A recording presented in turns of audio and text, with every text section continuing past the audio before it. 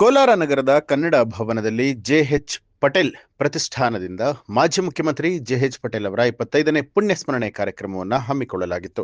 ಈ ಸಂದರ್ಭದಲ್ಲಿ supreme court ನಿವೃತ್ತ ನ್ಯಾಯಮೂರ್ತಿ ವಿ ಗೋಪಾಲಗೌಡ ಅವರು ಮಾತನಾಡಿ, ಜೆಎಚ್ ಪಟೇಲ್ ಅವರು ಒಬ್ಬ ರಾಜಕೀಯ ಮುತ್ಸದ್ದಿಯಾಗಿದ್ದು ಸಮಾಜವಾದದ ಪಥದಲ್ಲಿ ಆಡಳಿತ ನಡೆಸೋದಕ್ಕೆ ಪ್ರಾಮಾಣಿಕ ಪ್ರಯತ್ನವನ್ನ ಮಾಡಿದ್ರು.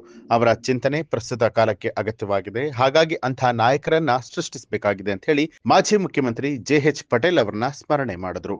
ವ್ಯವಸ್ಥೆಯ ರೂಪುರೇಷೆಗಳು ಇಂಥ ಕಡೆ ನಡೀತಾ ಇದೆ. ದುರ್ಬಲರಿಗೆ ಒಂದು ನ್ಯಾಯ, ಶ್ರೀಮಂತರಿಗೆ ಒಂದು ನ್ಯಾಯ, ಧರ್ಮದರ್ಶಿಗಳಿಗೆ ಒಂದು ನ್ಯಾಯ. ಇದು ಯಾವ ನ್ಯಾಯ? ಇದು ನ್ಯಾಯನ?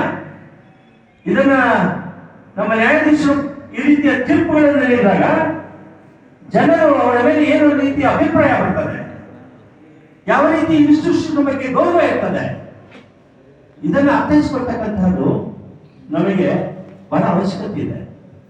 ಇದೊಂದು ಅಂಶ. ಇನ್ನೊಂದು ಅಂಶ, ಒಂದು ಫಿಲ್ಮ್ ಆಕ್ಟರ್ ಆರೋಗ್ಯ ಸರ್ಜರಿ ಮಾಡಬೇಕು, ಶಸ್ತ್ರಚಿಕಿತ್ಸೆ ಮಾಡಬೇಕು ಅಂತೇಳಿ ಉಚ್ಚ ನ್ಯಾಯಾಲಯ ಅವರಿಗೆ ಬೇಲ್ ಮೇಲೆ ಬೇಲ್ ಕೊಡ್ತಾರೆ. ಆ ಬೇಲ್ ಸರಿ ಇಲ್ಲ ಅಂತೇಳಿ ಕಾಂಗ್ರೆಸ್ ಸರ್ಕಾರ ಅಪೀಲ್ ಸುಪ್ರೀಂ ಕೋರ್ಟ್ ಹೋದಾಗ ವಿಭಾಗೀಯ ಪೀಠ ಮರಣ ಕೇಸ್ನಲ್ಲಿ ನಿಮಗೆ ಬೇಲ್ ಕೊಡೋದಾದ್ರೆ ಇದು ಕೊಡಲಿಕ್ಕೆ ಸಾಧ್ಯ ಇಲ್ಲ, ಇದು ಜಾಮೀನು ಕೊಟ್ಟಿರೋದು ಕಾನೂನು ಬಾಹಿರವಾಗಿದೆ ಅಂತ ಹೇಳಿ 85 ಪೇಜ್ ತೀರ್ಪನ್ನು ಸುಪ್ರೀಂ ಕೋರ್ಟ್ನವರು 1-2 ಈ ರೀತಿಯ ತೀರ್ಪುಗಳು ಬರ್ತಾ ಇವೆ. ಅಂದ್ರೆ ಸಮಾಜದ ವ್ಯವಸ್ಥೆ ಸುವ್ಯವಸ್ಥೆಯಲ್ಲಿ ಇಲ್ಲ. ಅಂದ್ರೆ 38 ನಿರ್ದೇಶ ತತ್ವಗಳಲ್ಲಿ 42ನೇ ತಿದ್ದುಪಡಿಯಲ್ಲಿ ಹೇಳ್ತಾರೆ. ಏನಂತ ಹೇಳ್ತಾರೆ ಅಂದ್ರೆ, ಅಲ್ಲಿ